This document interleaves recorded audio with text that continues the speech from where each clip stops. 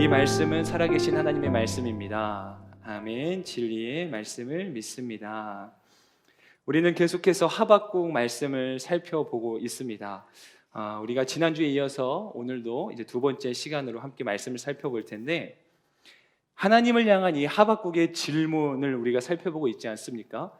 그의 질문에는요, 그의 안타까운 심정이 고스란히 담겨져 있어요.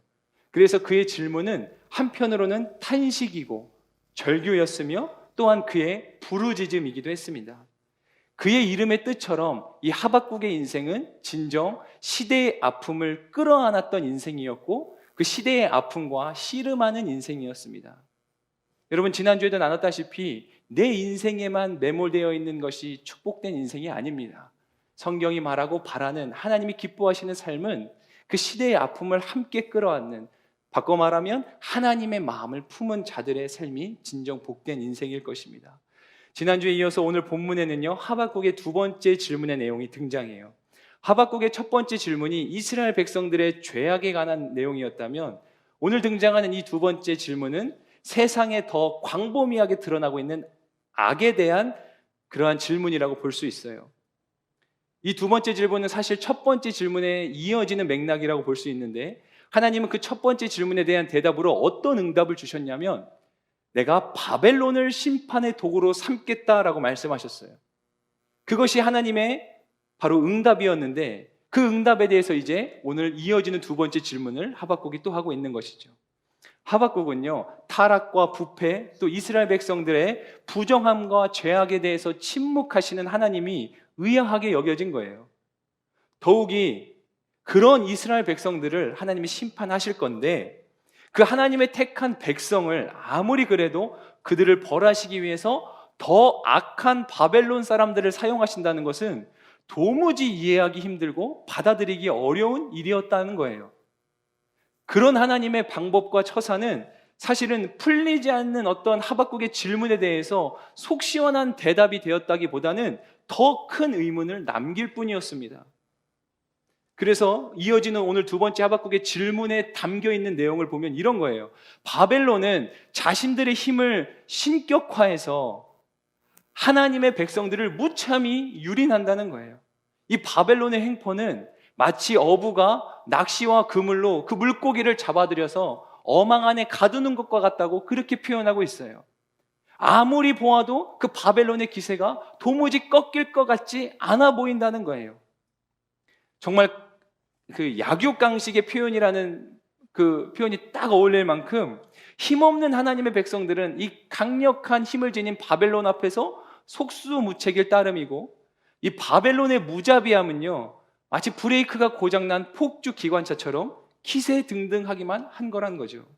그런데요, 그런 악을 그냥 두고 볼 수 없는, 두고 보지 않으시는 하나님께서 어찌 잠잠하시냐고 지금 하박국이 그 이야기를 다시금 하나님 앞에 질문으로 던지고 있는 거예요.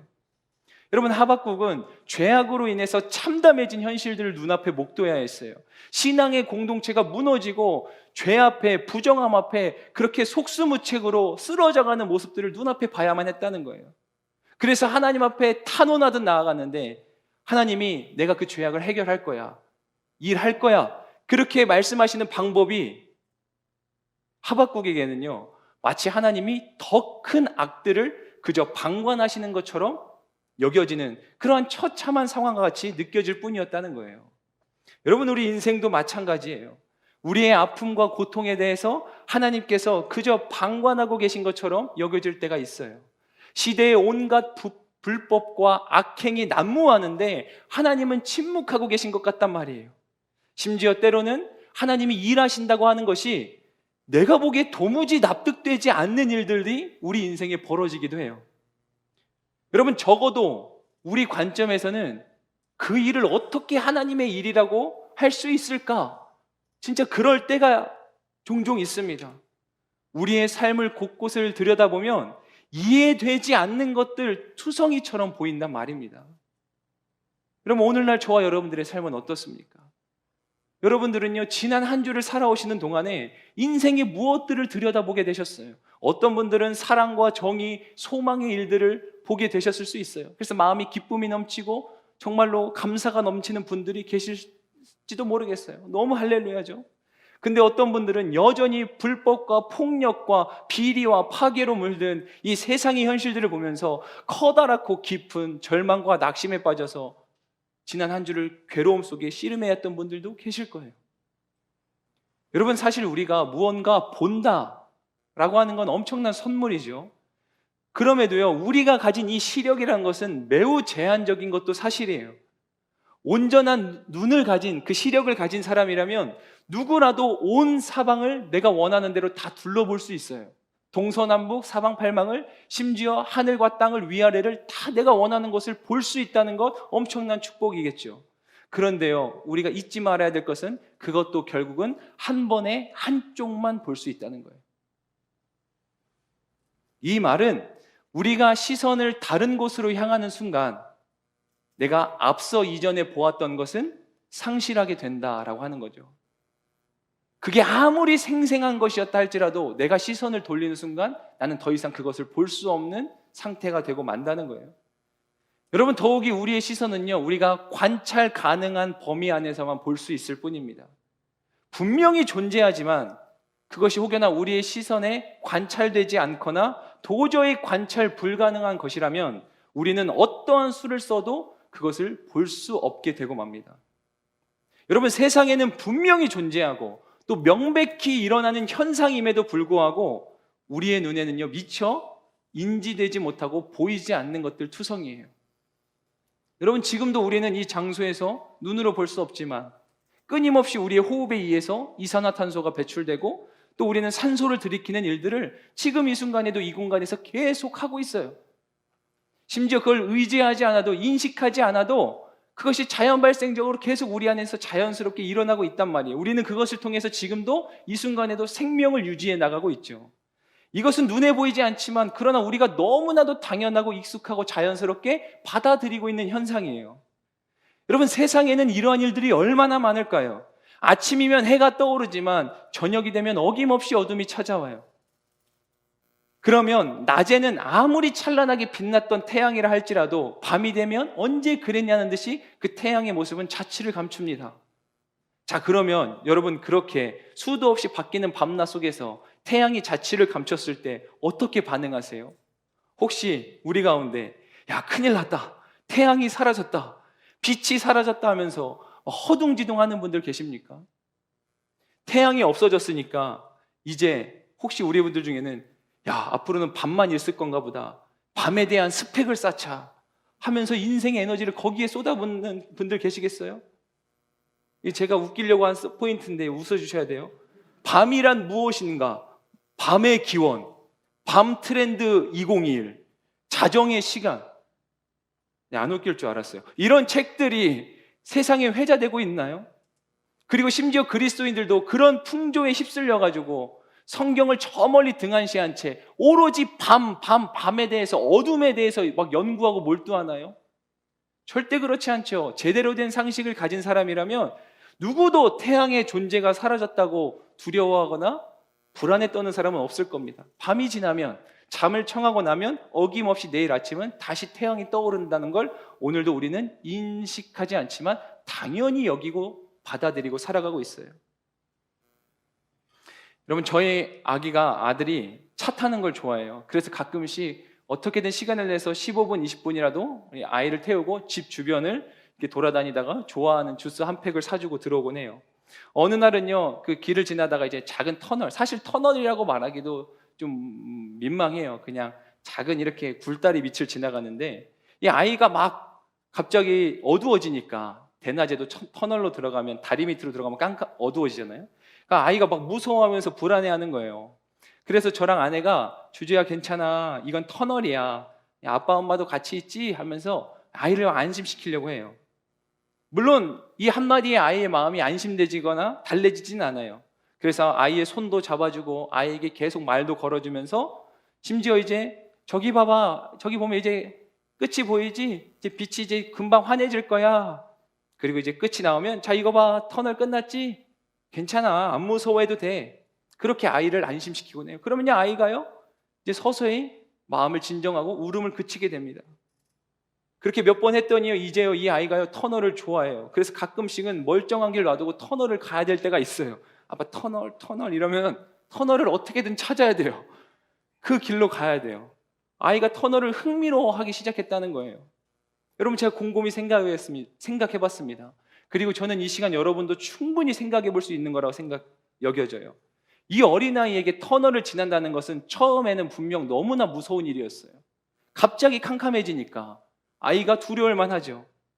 얼마나 무서웠겠습니까? 캄캄함이 무섭고 그 어두움이 큰 두려움으로 여겨졌을 거예요. 그런데 아빠 엄마의 차분한 음성을 듣고는 아이가 조금씩 안정을 취하기 시작해요. 아무리 터널이라고 하더라도, 캄캄하다 할지라도 아이에게는 가히 최고의 존재라고 할 수 있는 아빠와 엄마가 같이 있고, 때로는 손도 잡아주고 아빠 엄마의 목소리가 계속 들리니까, 지금 같이 있다라고 하는 확신이 들기 시작하니까 아이가 괜찮아지더라는 거예요. 또 한 가지가 있어요. 처음엔 터널을 지난다는 것이 무서운 일이었는데 이제 적응이 되고 익숙해지니까, 아까 앞서 말했다시피 아이에게 이제 터널은 하나의 흥미로운 장소처럼 느껴질 만큼 여유가 생겼다라고 하는 거예요. 물론 아이는 그럼에도요, 여전히 만약에 우리 아이가 아무리 터널을 이제 익숙해져도 너 혼자 가봐 라고 한다면 아이가 못 지나가겠죠. 무서워할 거예요.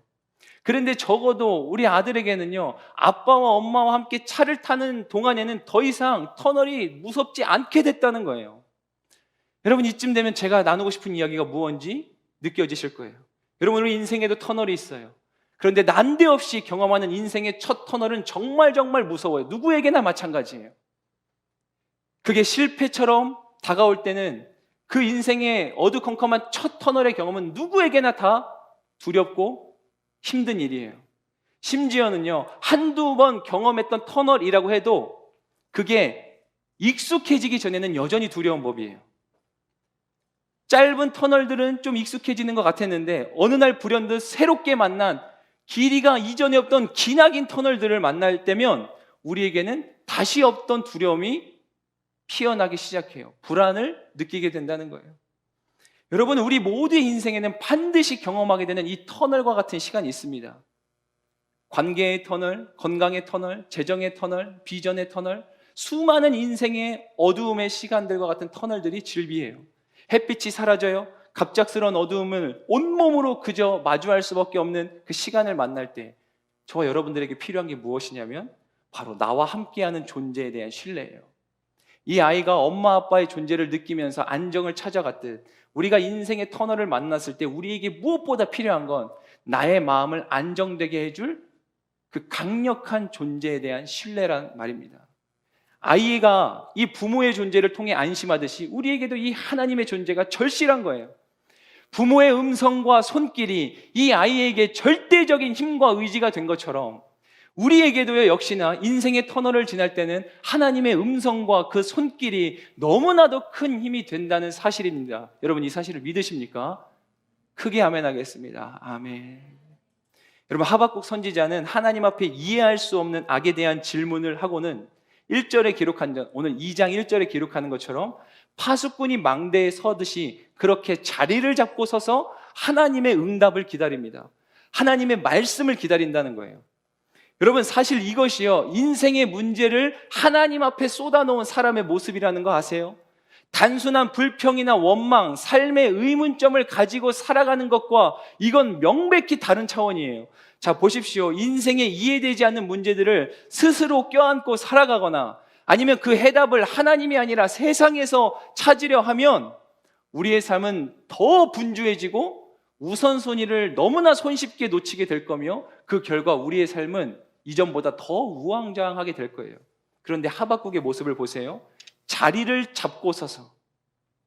여러분, 그의 질문은 분명 삶에 일어나는 일들에 대한 이해되지 않아 하는 모습들이 있어요. 그리고 심지어 하나님이 내가 앞으로 이렇게 일할 거야, 하나님의 방식에 대해서도 여전히 풀리지 않는 의문과 같은 모습들이 그 안에 담겨져 있어요. 그럼에도 하박국의 이러한 모습이 원망이나 불평, 의심이나 불신과 명백히 달랐다는 거예요.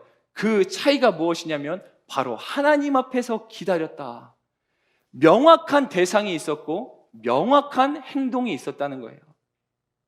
하나님이라고 하는 명확한 대상, 그리고 그 앞에서 잠잠히 인내함으로 기다렸던 명확한 행동. 여러분, 인내와 기다림도 행동입니다. 하나님 말씀을 기다렸던 이 하박국의 모습이 오늘날 우리에게 필요한 믿음의 모습입니다. 여러분, 도무지 풀리지 않는 삶의 문제를 안고 내 스스로 어찌 해보겠다고, 아니면 자꾸만 하나님이 아니라 다른 데서 그 해답을 찾으려고 하면, 여러분, 이건 결국 뭐와 같냐면 목마른 사람이 지금 눈앞에 있는 바닷물을 들이삼키는 거랑 똑같아요. 갈증에 시달릴 때 바닷물 먹으면 어떻게 된다는 거 경험은 안 해봐도 상식으로 알고 계시죠? 나중에는 해결할 수 없는 갈증에 결국 그 사람은 잠식되고 말아요. 우리에게 필요한 건 뭐예요? 하나님 앞에서 기다림으로 머무는 거예요. 하나님 앞에서. 여기서 하박국 선지자의 기다리는 이 모습을 더 구체적으로 표현하면, 살펴보면 그 기다린다라고 하는 쓰인 단어의 원어적 표현들을 감안할 때 그 기다림은 이런 것이에요. 간절히 기다린다, 그리고 주의를 집중해서 기다린다는 거예요. 멍 때리고 있는 게 아닙니다, 여러분. 될 대로 되겠지가 아니에요. 간절히 하나님 그 해답을 내게 달라고, 그리고 하나님 내게 지금 말씀해 달라고, 내가 듣겠다고, 나의 모든 세상을 향한 그 채널을 끊어내고 하나님을 향해서 주파수를 온전히 맞추고 있는 거예요. 존귀한 하나님의 청년 여러분, 여러분, 조급할 수 있지만 조금만 더 인내하십시오. 불안할 수 있지만 담대하게 용기를 내고 마음을 단단히 부여잡으세요. 오늘 실패하면 내일 다시 일어나더라도 견뎌내십시오. 그리고 하나님 앞에서 조금은 잠잠히 머물러 있어 보는 거예요. 조급해하지 말고 허둥지둥하지 말고 그 하나님의 명확한 음성을 듣기 위해서 기다리는 거예요. 다시 말하지만 넋놓고 있는 게 아닌 거예요. 간절히 기다리는 거예요. 그 음성을 놓치지 않기 위해서 모든 신경을 하나님 앞에 주의를 집중해서 기다리는 거예요. 저와 여러분들이 하나님 앞에 그러한 기다림으로 설 수 있기를 소망합니다. 그리고 하나님은요, 이처럼 신실히 간구하는 자들의 그 기다림에 응답하시는 하나님이십니다. 할렐루야. 여러분, 그런 하박국에게도 마침내 결국 하나님이 응답하시죠. 자, 2절 말씀, 오늘 본문 2장 2절의 말씀을 함께 같이 읽겠습니다. 시작. 그러자 여호와께서 내게 대답하셨다. 이 묵시를 기록하여라. 판에 똑똑히 새겨서 달리는 사람도 읽을 수 있게 하여라. 아멘. 그 기다리는 하나님 앞에, 하박국 앞에 하나님 마침내 대답하셨어요. 고대하던 하나님의 응답은 이렇게 시작돼요. 이것도 조금은 생뚱맞은 이제 응답처럼 느껴질 수 있는데, 말씀을 기록해라. 말씀을 기록해라. 오늘 말씀에는 묵시를 기록하여라. 하나님, 난데없이 제가 서기관인가요? 뭘 쓰라는 건가요? 말씀을 놓치지 말고 잊지 말라는 거예요. 말씀을 붙들라는 거예요. 그리고 그 말씀이 어떠한 일을 해요? 이어지는 표현에 보면 본문이 이렇게 기록하죠. 달리는 사람도 읽을 수 있게 하여라. 이 말씀의 의미는 언제 어디서나 하나님의 말씀을 정확하고 쉽게 읽을 수 있게 하기 위해서 기록하라고 하는 명령도 있지만, 이 말씀의 번역의 형태에 따라서 달릴 수 있게 혹은 달리게 하기 위하여 라고도 번역할 수 있는 문장이에요. 그래서 즉 이 말씀은 이렇게도 번역이 될 수 있는데, 그 말씀을 읽는 자가 달릴 수 있게 하기 위해 기록해라. 다시 한번요. 그 말씀을 읽는 자가 달릴 수 있게 하기 위해 기록해라 라고 하는 의미를 갖는다는 거예요. 여러분, 하나님의 말씀이 어떠한 능력을 갖습니까? 믿는 자들로 하여금 달리게 한다는 거예요. 한치 앞이 막막한 상황인데도 그 걸음을 멈추지 않게 하는 힘이 어디 있어요? 바로 하나님의 말씀, 그 살아계신 하나님의 말씀 앞에 있다는 거예요. 말씀이 우리를 걷게 하고 말씀이 우리를 뛰게 한다는 거예요. 그러므로 말씀을 놓치면 우리는 달릴 힘을 잃는 것과 같아요. 여러분, 우리 삶은 이 세상에서 주어진 사명의 경주를 하는 경주자와 같은 인생입니다. 그래서 히브리서 12장의 1절의 말씀은 그것을 명확하게 이렇게 우리에게 안내하고 있어요. 히브리서 11장 1절의 말씀을 함께 읽겠습니다. 이와 같이 우리를 둘러싼 구름같이 많은 증인들이 있으니 모든 짐과 얽매이기 쉬운 죄를 벗어버리고 인내로서 우리 앞에 놓인 경주를 합시다. 아멘. 여러분, 이 사명의 경주라는 건요, 분명 치열해요. 그리고 우리의 삶의 현실은 그 경주가 날로 더 더 각박해지고 치열해져 가는 것도 사실이에요. 그런데 여러분 꼭 기억하세요. 이 경주는요, 우리 서로 간에 누가 1등 하느냐 이게 아니란 말입니다. 우열을 가리는 경주가 아니에요. 그건 세상에서 말하는 방식이에요. 공식이에요. 하나님이 말씀하시는 하나님 나라의 방식은 우리 각자 주어진 레이스를 한다는 거예요. 각자의 레일 위에 서서 1등이 아니라 완주를 목표로 하는 경주다. 사명의 레일 위에 서는 거예요. 그래서 서로가 믿음의 동역자들이 때로는 함께 지고 함께 달려가는, 마침내 하나님 나라의 완성을 함께 만들어가는 완주의 표대가 우리 앞에 놓여있는 경주라는 거예요. 그러니 여러분, 먼저 가려고 하는 것에만 혈안이 되시면 안 됩니다. 아니요, 늦은 것 같다 해서 조급하시거나 뒤처진 것 같다고 절망하지 마세요. 이 신앙의 경주의 목표는요, 완주예요. 여러분, 신앙의 목표가 1등이 아니고 잘 되는 게 아니라고요. 신앙의 목표는 완주예요, 완주. 끝까지 가는 거예요. 그 길을 끝까지 가는 거. 그게 신앙의 목적이에요. 여러분, 죄송해요. 이 자리 중에 혹시 여러분들이 신앙생활하는 목적이 내가 잘 살기 위해서 신앙생활한다면 미안하지만 다시 시작하셔야 돼요. 신앙의 목표는 완주예요. 끝까지 달려가는 게 중요해요. 너무나 속상하고 안타까운 건 한때 그렇게 최고의 레이스로 앞서가다가 그러나 끝내 완주하지 못하고 중간에 전혀 다른 길로 가버리는 경주자들이 얼마나 많은지 몰라요. 여러분, 혹시 여러분들에게 아직 기회가 오지 않은 것 같아서 조급하세요? 아니면 어떤 분들은 내 인생에 기회가 오긴 올까 하면서 절망스러워하고 계세요? 저는 그런 분들에게 이 말씀이 또한 위로가 되길 원합니다. 전도서 9장 11절의 말씀을 크게 읽겠습니다. 시작. 내가 해 아래서 또 다른 것을 보았는데 발 빠르다고 경주에서 이기는 것이 아니고 강하다고 전쟁에서 승리하는 것도 아니며 지혜롭다고 먹을 것이 생기지 않고 총명하다고 재물이 생기지 않으며 배웠다고 총애를 받는 것도 아니다. 오직 그들 모두에게 때와 기회가 있을 뿐이다. 크게 아멘 합시다. 아멘. 모두에게 때와 기회가 있을 뿐이다. 여러분, 그럼에도 물론 세상에서 살아가는 일 자체가 얼마나 버거운 경주예요. 우리는 세상 속에 살아가니까요. 여러분, 생각해보면 세상의 경주도 이렇게 치열한데 신앙의 경주는 오죽하겠어요. 신앙의 경주는 이 세상 속에서 신앙으로 살아가는 삶이 얼마나 더 치열하겠냐는 거예요. 그런데 여러분, 이 말씀이 부담이 되기보다는 축복이 되었으면 좋겠는데 말씀이 우리에게 또 이렇게 안내하는 것을 함께 읽기 원해요. 예레미야 12장 5절이에요. 앞선 말씀만 크게 읽고 이 말씀 작게 읽으면 안 돼요. 이거 더 크게 읽어야 돼요. 시작. 만일 내가 보행자와 함께 달려도 피곤하면 어찌 능히 말과 경주하겠느냐. 네가 편안한 땅에서는 무사하려니와 요단강 물이 넘칠 때에는 어찌하겠느냐. 크게 아멘 합시다. 아멘. 여러분, 우리의 경주가 고작 보행자와 함께 달리는 정도라고 생각하십니까? 아니요. 여러분, 우리의 신앙이 고작 주일날 한 번 나와서 내 마음의 안정을 취하기 위한 신앙이라고 생각하십니까? 아니요. 우리는 장차 말과 경주해야 될 사명자들이에요. 우리 그리스도인들은요, 평안한 땅에만 머무는 인생이 아니라 장차 요단강 물을 만날 때 그 강을 건너서 기었고 견고한 저 여리고성을 무너뜨릴 사람들이라는 말입니다. 그러니 여러분들에게 정말 간절한 마음으로 권면해요. 또 도전합니다. 여러분, 나약해지지 마세요. 주눅들지 마세요. 자꾸만 시험에 든다고 말하지 마세요. 죄의 유혹에 걸려 넘어지지 말아요. 상처에 익숙해지지 말란 말이에요.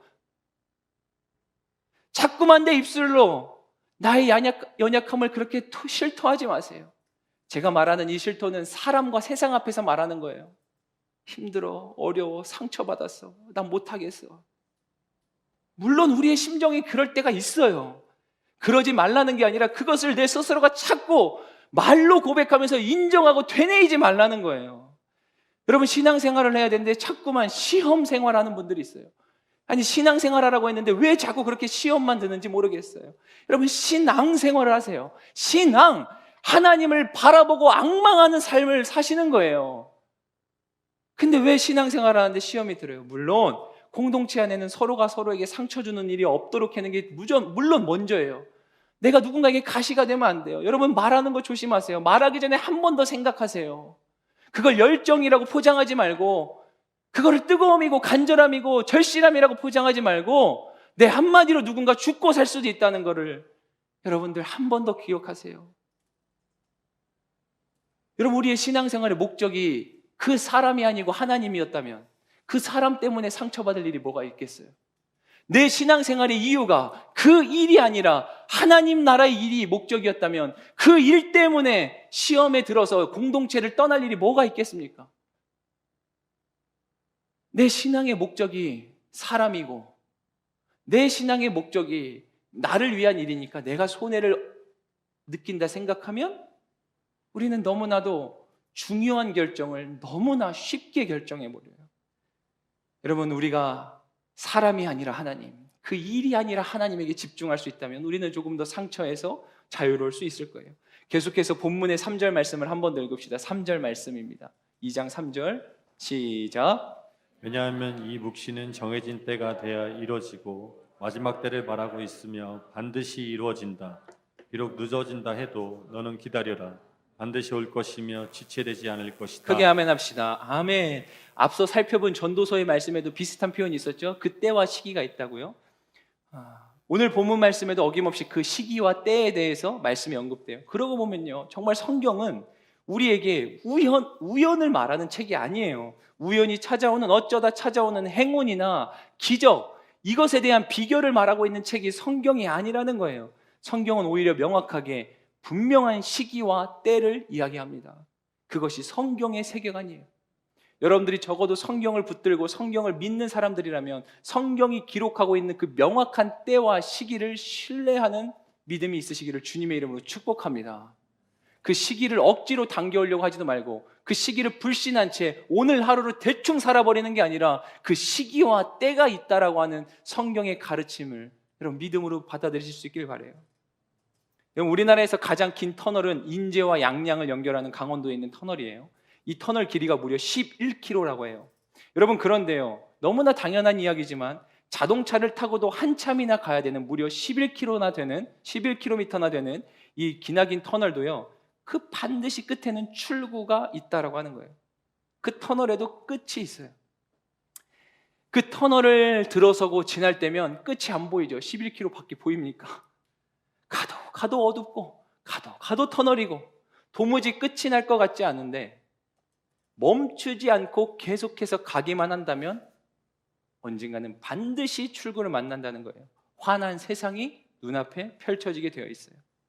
그러므로 우리의 인생에 때로 터널과 같은 시간들을 만날 때 필요한 것은 어찌 보면 관성이 필요하다는 생각을 해봐요. 관성, 뭔지 알죠? 끊임없이 계속 움직이는 힘 말이에요. 가던 힘으로 계속 나아가는 것 말입니다. 끝까지 말이에요. 끝까지. 제가 이제 군대에서 행군을 할 때 아주 경험했던 신기한 경험이에요. 군대에서는 이제 밤낮으로 이렇게 막 열몇 시간씩 걷는 행군을 하지 않습니까? 이제 훈련을 많이 하던 부대에 있었어가지고 행군을 참 많이 했는데 뭐 기본 10시간 이상을 걷죠. 근데 행군을 하다 보면 생각해 보세요. 뭐 한두 시간이고 2시간이고 쉬는 시간 10분 정도 빼고는 하염없이 계속 걷는 거예요. 그냥 앞사람 뒤꿈치만 보고 걷는 거예요. 앞사람 무거운 군장을 메고. 그럼 이게 한참 가다 보면은 참 신기한 경험, 약간 유체이탈 같은 느낌이에요. 내 의지와는 상관없이 내 다리가 그냥 반자동으로 움직이고 있어요. 여러분, 걷는데 졸아본 경험 해보셨습니까? 우리 형제님도 있을 것 같은데. 나 걷고 있었거든요. 근데 나는 잠든 적이 없는데 잠에서 깰 때가 있어요. 심지어 행군하다가 졸아가지고 옆에 논두렁으로 빠진 병사도 있었어요. 신기하죠? 잠들면 멈춰야 되는데 계속 걸어져요. 이 반복이 나도 모르는 사이에 그냥 시스템화가 돼버린 거죠. 여러분, 우리에게 필요한 게 뭐냐면 평상시에 계속해서 걷는 힘을 길러내는 일이 이래서 너무나 중요해요. 여러분, 인생이 힘들 때만 신앙으로 살겠다고요? 미안하지만 탈납니다. 안 걷던 사람이 갑자기 걷으려고 하면 근육통이 오는 것과 같은 이치예요. 여러분, 평상시에 말씀으로 달릴 이 관성의 힘을 길러내놓지 않으면 우리는요, 결정적인 순간에 걸을 힘이 없게 돼요. 바꿔 말하면 말씀으로 달릴 힘을 평상시에 길러내놓잖아요. 그러면 그 관성이 우리의 인생의 터널을 지나는 순간에도 우리로 하여금 계속해서 앞으로 나아가게 해준다는 거예요. 오늘 터널 이야기를 많이 하게 되는데, 여러분 배우 하정우 씨가 주연으로 출연한 터널이라고 하는 영화 많은 분들이 보셨을 거예요. 제가 그 영화를 보고 나서 극장을 나왔는데 한동안 무슨 생각을 했냐면, 여러분들 중에도 많은 분들이 그러실 것 같아요. 평상시에 자동차에 먹을 것 좀 넣고 다녀야겠다.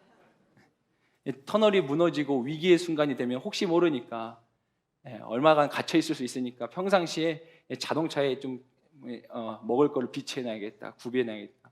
그 영화 주인공도 그렇지 않습니까?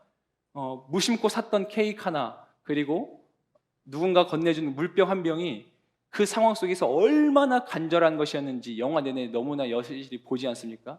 중간에 그 강아지 한 마리가 케이크를 낼름 다 먹어가지고 굉장히 힘들어지는, 사단이 우리의 그렇게 양식을 또 훔쳐먹지 않나 생각이 드네요. 물론 터널에서 여러분 살아남는 것 자체가 기적이죠. 그런데 여러분 이렇게 생각해 보셔야 돼요. 하나님의 사람들의 인생은요, 우리가 죽을 것 같다 해도요, 대개는 정말로 죽지는 않아요. 죽을 것 같이 힘든 거지, 하나님의 사람들의 생명은 그 사명이 다하기까지 절대적으로 하나님의 은혜의 손길을 입게 됩니다. 내 스스로가 극단적인 선택을 하지 않는 이상. 그래서 그게 하나님의 주권에 대한 우리의 불신앙이 될 수도 있는 건데, 이거는 워낙 또 사회적 문제가 되기 때문에 그 부분은 또 다음에 나눌 시간이 있다면 되기로 하고, 포인트는 뭐라고요? 죽을 것 같다 해도 죽을 것 같이 힘든 거지, 진짜 너무, 여러분 막 회사 생활이 너무 힘들어서 진짜 죽나요? 그렇진 않죠. 우리의 더 명확한 신앙은 하나님의 사명자들은 사명이 다하기까지 죽지 않는다는 거예요. 자, 그러면 이제 중요한 건 아까 영화로 다시 이야기를 돌아가 보면, 위급한 상황에서 우리를 버티게 해줄 양식이 중요하게 돼요. 여러분 어느 날 느닷없이 우리 삶의 위기의 순간이 찾아왔을 때 양식이 준비되어 있는 것과 그렇지 않는 것은 엄청난 차이를 만들어내는 일이 될 거예요. 여러분 우리 삶의 영적인 양식을 충분하게 축적해 놓으셔야 돼요. 넉넉히 모아두세요. 말씀으로, 기도로, 예배로, 봉사와 섬김으로, 누군가를 사랑하는 일로, 구제와 선교로, 여러분 그 하늘의 양식을 여러분들의 영혼의 창고에 충족하게 채워두셔야 인생의 기근을 만났을 때 우리는 버텨낼 수 있게 됩니다. 세상의 물질적 양식을 채워두려고 하지 마요. 그건 하루아침에도 없어질 수 있는 거예요. 우리는 지난 한 주간 갑작스런 사고로 운명을 달리한 그 하나의 소식을 들었어요. 사고 소식이죠. 이 버스를 타고 가던 분들이 느닷없이 길가 옆에 있던 건물이 주저앉아가지고, 그 사연들 여러분들 다 뉴스를 통해서 보셨을 거 아니에요. 저는 이제 축구를 좋아하는데 혹시 형제님들도 보셨는지 모르겠어요. 오늘 새벽에 지금 유럽에서 그 유럽 대항전 같은 굉장히 이제 권위 있는 축구 대회가 하고 있거든요. 그 중에 되게 세계적인 선수 하나가 갑자기 축구 경기를 뛰다가 어디 부딪히거나 충격을 받은 것도 아닌데 그냥 혼자 뛰어가다가 털썩 주저앉고 의식을 잃었어요. 그냥 갑자기. 근데 물론 너무나 다행히 그 선수가 깨어나고 의식을 되찾았는데, 제가 그 영상을 잠깐 보는데 너무 소름이 돋더라고요. 그 유명한 축구 선수가 세상에 어찌 보면 모든 부와 명예를 가진 사람이라고 할 수 있지 않겠어요? 부딪힌 것도 아닌데 그냥 걸어가다 풀썩 주저앉더니 의식이 안 돌아오는 거예요. 그래서 이 얘기를 제가 사무실에서 우리 서진 목사님과 잠깐 나누면서, 목사님이 그러시는 건데 제가 아멘 이랬어요. 그래서 항상 사람은 하나님 앞에 겸손해야 돼. 여러분 그 터널이라는 영화에서 끝끝내는 주인공이 살아서 구출을 받게 되잖아요.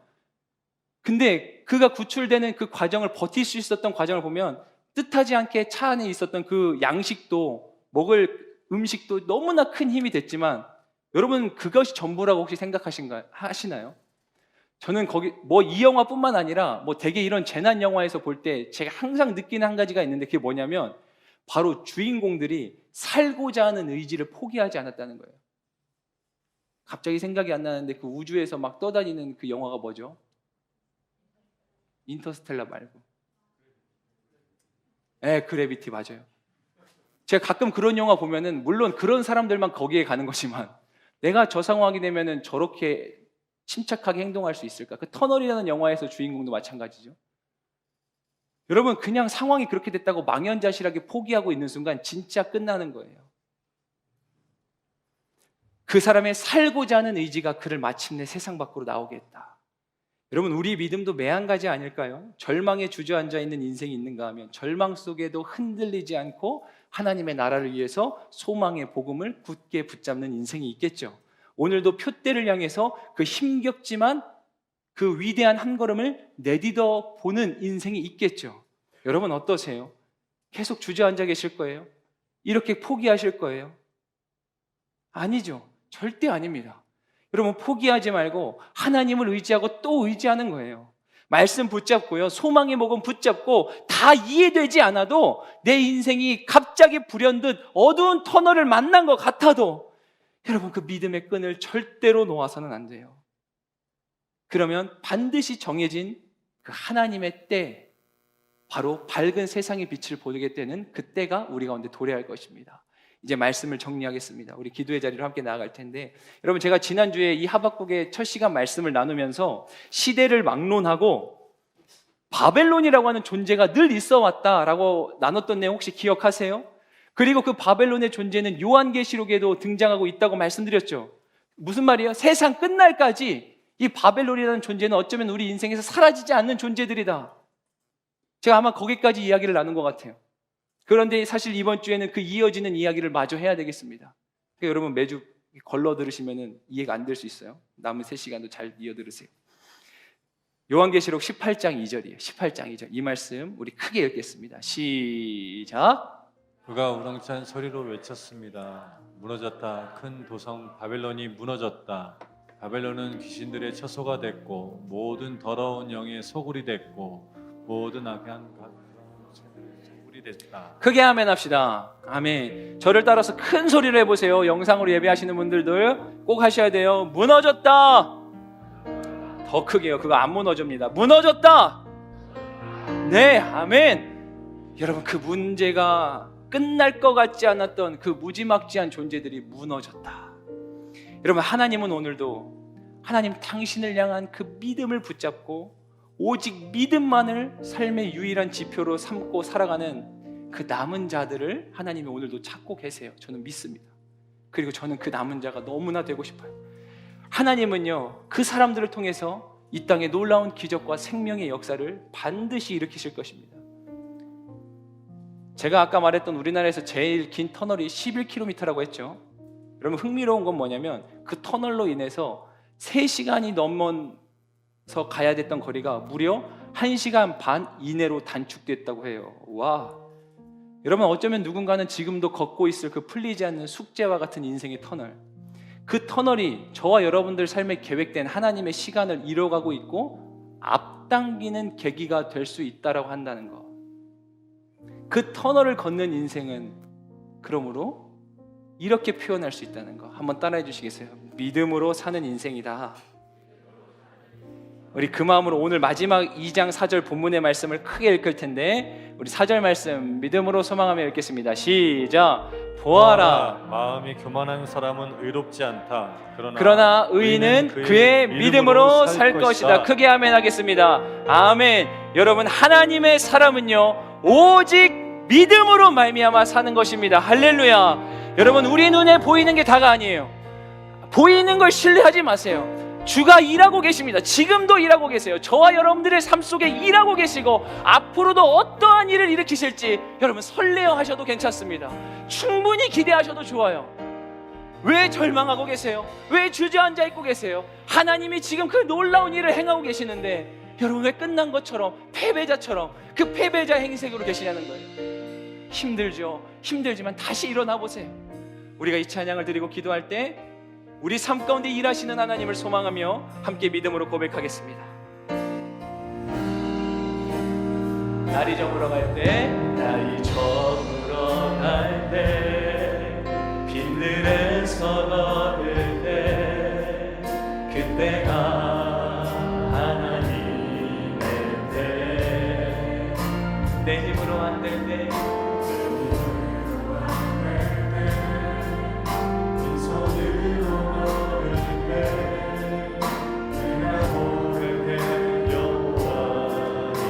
아멘이세. 한 번 더 고백해야 될 것 같아요. 날이 저물어 갈 때, 날이 저물어 갈 때, 힘들에서 멀을 때, 그때가 다 끝난 것 같아 보이죠? 아닙니다.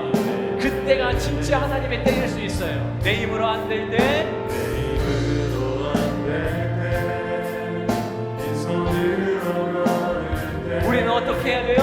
내가 고백해 여호와. 하나님이 다 준비하셨다는 거예요.